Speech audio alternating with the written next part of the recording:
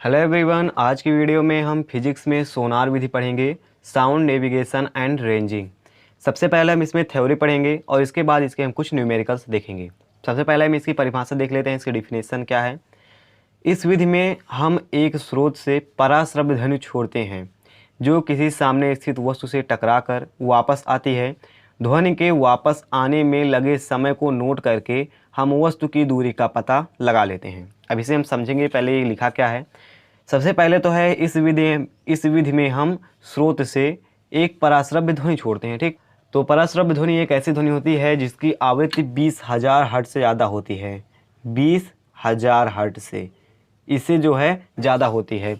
इसे कोई जो इंसान है इसे सुन नहीं सकता है, परंतु इसे हम किसी यंत्र द्वारा सुन सकते हैं। तो इस ध्वनि को छोड़ते हैं जिससे कोई भी इसे सुन ना पाए कि कौन सी ध्वनि है जा रही है। और जब ये किसी वस्तु से जाती है, मान लीजिए एक स्रोत है हमारे पास रडार आप लोग जानते हैं, इससे आप लोग सिग्नल बोलते हैं एंटीना। तो रडार से हम क्या करते हैं, मान लीजिए रडार है और यहाँ पर एक पर्वत है, इन दोनों के बीच की दूरी हमें नापनी है। तो हम कैसे नापेंगे, सबसे पहले रडार के एंटीना से हम एक पराश्रव्य ध्वनि छोड़ेंगे, यहाँ तक आएगी ये पराश्रव्य ध्वनि यहाँ तक आएगी। इसकी आवृत्ति है 20,000 हर्ट्ज से ज़्यादा। ठीक, इससे ज़्यादा है ये। अब इसे कोई सुन तो नहीं पाएगा। मान लीजिए अगर यहाँ पर कोई इंसान है या कुछ भी है, जानवर वगैरह है, तो ये सुन नहीं पाएगा। तो अब ये ध्वनि जो है बिना किसी मार्ग में रुकावट डाले सीधा आएगी पर्वत तक, और पर्वत से टकरा कर फिर से यहीं पर ही रडार के पास चली जाएगी। ठीक, ये देखिए, ये पहले यहाँ से छोड़ा गया, ये पर्वत के पास आई, पर्वत से टकराकर वापस रडार पे चली गई। तो यहाँ पर हम इसी को नोट करते हैं कि ये कितनी टाइम में यहाँ पर आई और कितनी टाइम में वापस चली गई, क्योंकि चाल दोनों बराबर होगी। तो एक बार एक टी यहाँ से यहाँ तक आने में लगेगा और दूसरा टी यहाँ से यहाँ तक जाने लगेगा। तो आने जाने में कुल लगा समय बराबर 2t। ठीक, इतना आप लोगों ने समझ लिया कि पहले हम ध्वनि को छोड़ेंगे, किसी ऑब्जेक्ट से टकराएगी, फिर से वापस वहीं जाएगी। तो जब हम छोड़ेंगे तब हम देख लेंगे कितना टाइम हुआ है हमारा, और जब ये ध्वनि वापस आएगी तब हम देख लेंगे कितना टाइम हुआ है हमारा। चाल हमें पता है ध्वनि की कितनी होती है, और चाल हमें पता रहेगी और टाइम पता चल जाएगा। तो यहाँ से हम चाल बराबर दूरी बटे समय से हम निकाल लेंगे कि हमारा कितनी दूर पर ये ऑब्जेक्ट है, यानी पहाड़ की दूरी।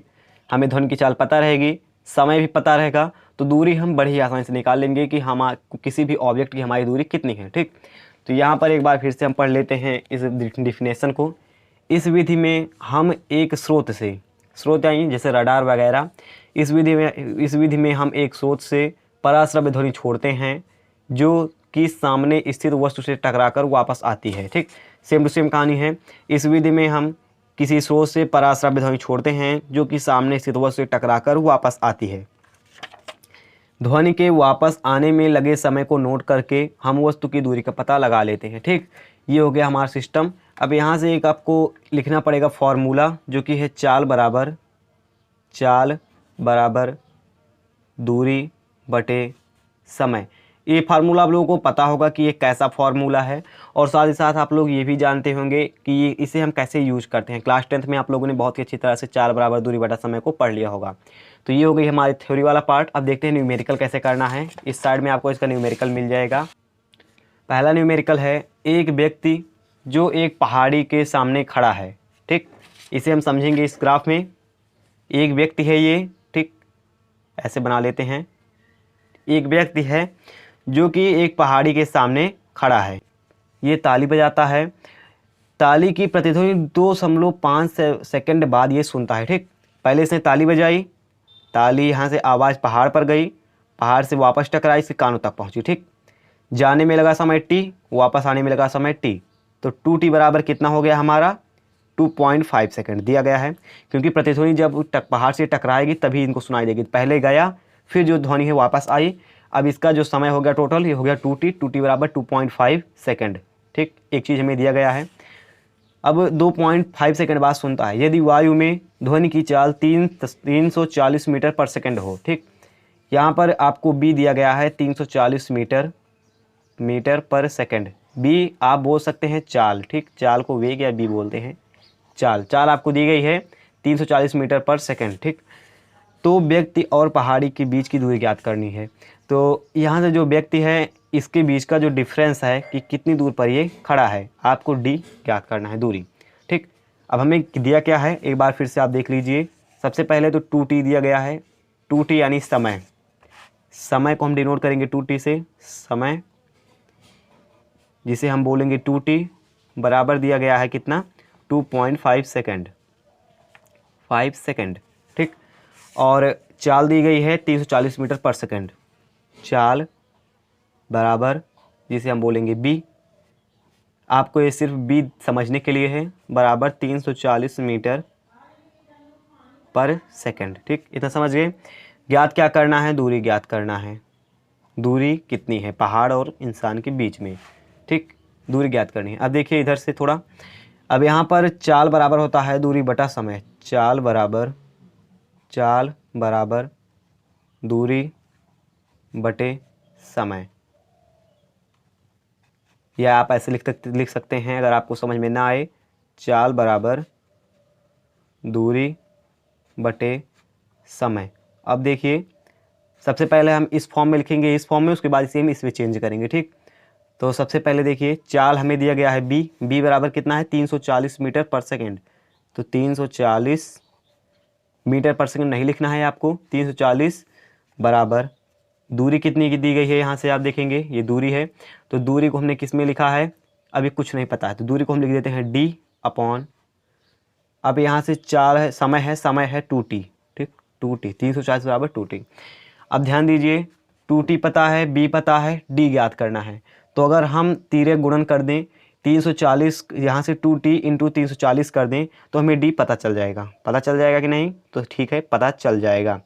तो यहाँ से सबसे पहले आपको क्या करना है, यहाँ से हमें 2t का मान दिया गया है। अब समय जो है, समय को हम केवल लिखते हैं t से, 2 हटा देते हैं यहाँ से। समय जो है केवल एक साइड का लिया जाएगा, क्योंकि दूरी हमें जो है, देखिए जैसे मान लीजिए ये इंसान है, ये पहाड़ है। अब हमें 2t यहाँ से दिया गया है और हमें ज्ञात क्या करना है, केवल एक साइड का जो है, यहाँ से लेकर यहाँ तक हमें d ज्ञात करना है। अब हमें इधर और इधर दोनों साइड का तो हमको दूरी ज्ञात नहीं करना है, ज्ञात एक साइड का करना है, तो हम एक साइड का एक ही t लेंगे। तो 2t बराबर हमें भी दिया गया था 2.5 सेकेंड, 2.5 सेकेंड। तो जब एक t कर देंगे यहाँ से तो t बराबर हो जाएगा, ये आ जाएगा नीचे, तो t बराबर 2.5 अपॉन 2, तो ये हो जाएगा 1, 2 1 के 2, फिर 2 1 के 2, फिर यहाँ से हो जाएगा 2, फिर 2 दूनी 4, 2 पंचे 10, 1.25 सेकेंड, ठीक। तो यहाँ से हम लिख देंगे 1.25 सेकेंड। तो 340 गुणे 1.25 आपको करना है। तिर्यक गुणन आप लोग जानते हैं, इसका इसमें हम गुणा कर देंगे सीधा 2t का।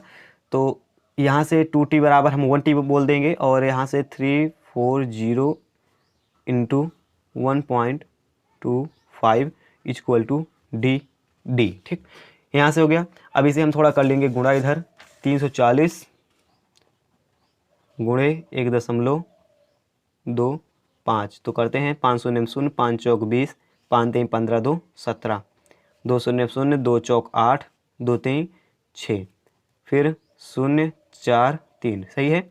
अब 0 0 8 7 15, 4 1 5, 6 5 11, 11 1 12, 3 1 4, ठीक। तो 1 2 2 यहाँ पर संख्या पर दशमलव का है, 425 मीटर। यहाँ पर साथ में 42.5 है, एक बार आप लोग चेक करके देख लीजिएगा कि ये 42.5 है या 425 मीटर है, ठीक। तो यहाँ से हम लिख देते हैं 425 metre, 425 metre equal to D, यानी कि दूरी हमारी कितनी हो गई, आंसर दूरी हमारी हो गई 425 मीटर, 425 मीटर, ये हो गया हमारा आंसर। एक बार आप लोग फिर से हल कर लीजिएगा, कोई दिक्कत हो इस क्वेश्चन में तो वो आपका सॉल्व हो जाएगा, ठीक। यहाँ से एक और भी क्वेश्चन देख लेते हैं, 2 क्वेश्चन हो जाएगा तो आपको समझने में आसानी होगी।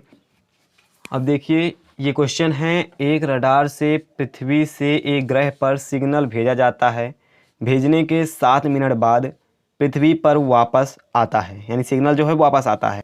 यदि ग्रह व पृथ्वी के बीच की दूरी 6.3 × 10⁻10 मीटर है तो रडार की चाल ज्ञात कीजिए, ठीक। इसमें जो भी अभी आपने पढ़ा उसका सब उल्टा हो गया।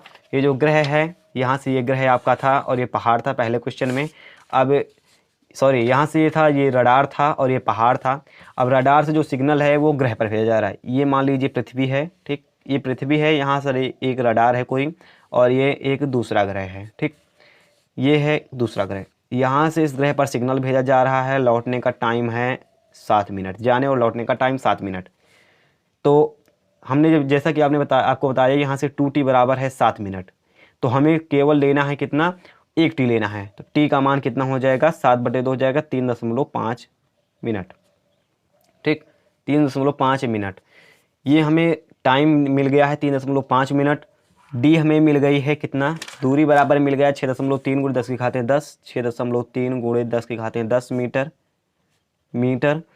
अब इतना हमारा काम हो गया है, हमें क्या करनी है, चाल ज्ञात करनी है। चाल बराबर दूरी बटे समय। ठीक, ये इसी से आपको फॉर्मूला लगाकर इससे चाल ज्ञात कर लेनी है। पहले आपको क्या करना है, टाइम को चेंज करना है सेकंड में, सेकंड में आपको मिनट सेकंड में 60 से गुणा करना है, तो आंसर आ जाएगा यहाँ से आपको 210। ठीक, तो अब देखिए हल करते हैं इसे। अभी आपको समय दी गई है, समय सिंगल टी बराबर 3.5 मिनट या कितना, 210 सेकंड। इसे आप जब गुणा करेंगे 60 से तो आ जाएगा। और दूरी आपको दी गई है डी बराबर, दूरी डी बराबर 6.3 × 10 की घातें 10 मीटर। ठीक, ये आपको दिया गया है। चाल ज्ञात करनी है कि कितना है चाल। ठीक, तो चाल बराबर आपको सिर्फ फॉर्मूला लगाना है, चाल बराबर दूरी बटे समय। ठीक, इतना आपको इधर लिखना है, सिर्फ सामने बाना है। दूरी कितनी है, 6.3 × 10 की घातें 10 मीटर। चाल कितनी है, समय कितना है, 3.5 यानी 210 सेकंड। ठीक, अब देखिए सबसे पहले ये है हमारा 210 सेकंड। इसे हम लिख सकते हैं, 210 को लिख सकते हैं, अगर आप लोगों ने पढ़ा होगा कोटिमान क्लास 9th में, तो हम इसे लिख सकते हैं 6.3 × 10 की घातें 10। अब इसे नीचे लिख सकते हैं 2.1 × 10⁻² सकते हैं, सॉरी 2 रहेगा, 10⁻+2, क्योंकि इधर जा रहा दशमलव तो जो पावर है वो बढ़ेगी 10⁻²। तो जब 10⁻² ऊपर जाएगी तो हो जाएगी -10⁻², ये नीचे से आएगा कट। अब इधर से आ जाएगा 6.3 × 10⁸ मीटर। ठीक, और नीचे है 2.1। आप जब आप यहाँ से भाग देंगे, पॉइंट से पॉइंट कट जाएगा, ये हो जाएगा 3, तो आ जाएगा कितना, 3 × आंसर आपका आ जाएगा 3 × 10 की घातें 8 मीटर। ठीक, ये देखिए ये जो तरंग है इसका जो आंसर आ गया है, आंसर बराबर 3 × 10 की घातें 8 मीटर पर सेकंड, यानी कि ये जो है एक प्रकार का रेडियो एक्टिव सिग्नल है या प्रकाश है। ठीक, तो आप लोगों ने देखा कितनी आसानी से हमने चाल बराबर दूरी बटा समय रखकर सारे मान ज्ञात कर लिए। आशा वीडियो आपको अच्छी लगी होगी। वीडियो अच्छी लगी हो तो लाइक कर देना, चैनल पर नए हो सब्सक्राइब कर देना, बेल आइकन को प्रेस कर देना। मैं मिलूंगा आपको ऐसे किसी नेक्स्ट वीडियो में, तब तक के लिए take care and bye bye.